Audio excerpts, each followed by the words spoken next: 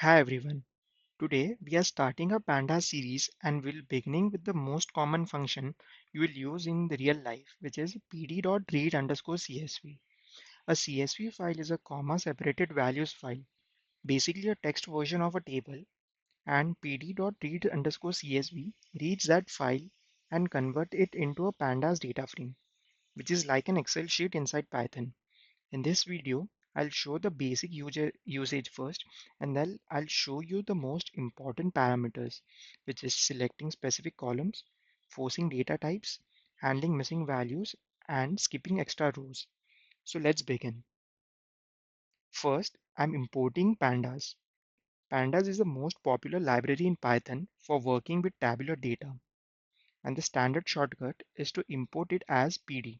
So we can write a shorter code, which is import pandas as PD. So the next line, now let's load a CSV file.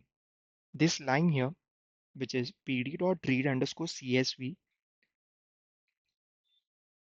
customer.csv means go to the current folder, find the file called the customer.csv, read it, and return a data frame.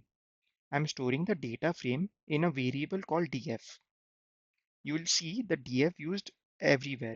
It is a common name short for data frame. Now I immediately call df.head this line of code. Head shows the first 5 rows by default. This is the fastest way to check three things. Number one, did the file load successfully? Number two, do the column looks correct? And number three, are the values aligned with properly in the right columns? So whenever you read a dataset, always do always do head right after it. So let's run this line of codes. As you can see, the data is correctly loaded into the Python and it has all these columns. And because of this line of code, which is the df.head, I can see the first 5 rows of the data. Now in the next line of code,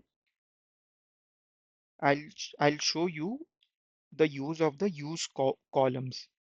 In real projects, CSV files can have 50 columns, 100 columns, sometimes even more. But in many cases, you only need few columns. Loading fewer columns has two advantages.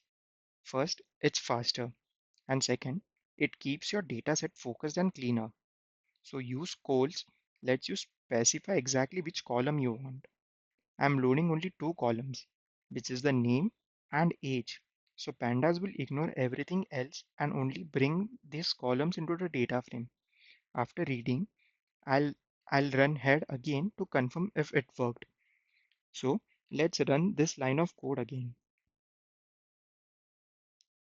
As you can see, now we can only see these two columns and the remaining 5 columns have all been dropped. Not dropped exactly, but they are not being shown here in this case. Now let's talk about the data types, which is extremely important. By default, Panda tries to guess the data type of every column, like number, text, or date. But sometimes that guess is not what you want. A very common example is an ID column. Customer ID might look like a number, but they are not meant for calculations. They are identifiers. So they should be stored as text, not as an integers. Also, sometimes numeric columns are read as text if there are some missing values or formatting issues. So to control this, we use data type parameter. Here I am saying customer ID should be string, age should be an integer type. Then I print the date df underscore type dot data types. This shows the final data type for every column so we can verify our types are correct. This step is important because if your data type are wrong, your analysis can silently break later. Let's run this line of code as well. Now you can see that the customer ID is now is populating as string and age is populating as integer. So this is what change we have made in this line of code. Next is handling missing values during the read step. Missing values in CSV files are not always blank. Sometimes they are stored as a text value like NA, N/A, null, or even a dash. If Panda reads those as normal text, it will not treat them as missing, and then your cleaning steps becomes harder. So we use NA underscore values. Here I am telling Pandas whenever you see a NA, N/A, null, or even a dash, treat that as a missing value. After loading, I run df underscore NA dot is NA dot sum. This counts missing values in each columns, and I use head at the end just to show the first few missing columns, missing counts. Let's run this code as well. So we can see that there was one NA which was present in the column for edge, and for the last last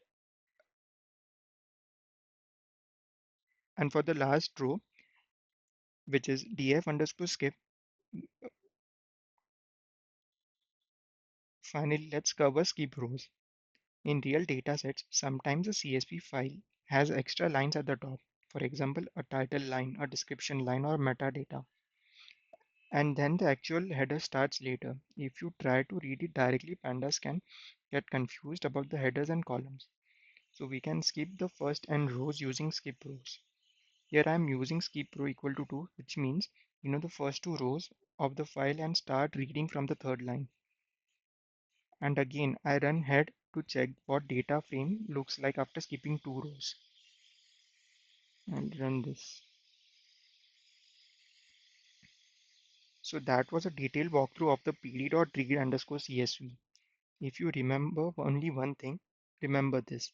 Always run df.head right after the reading a file.